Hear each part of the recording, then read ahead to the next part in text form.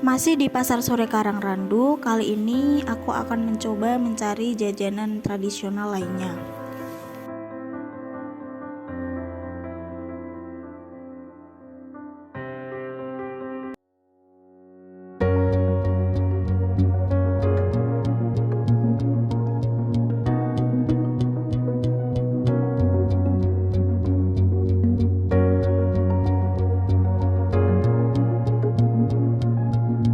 Makanan yang akan aku coba kali ini yaitu ada getuk kinco dan tiwul.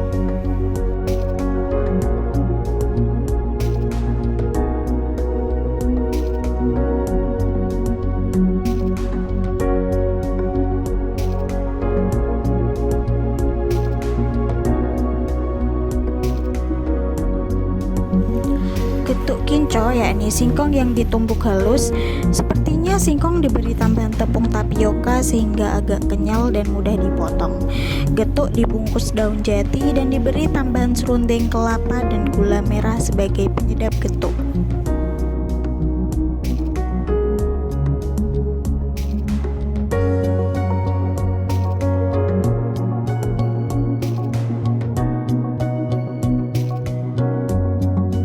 Makanan lain yang aku coba yaitu tiwul.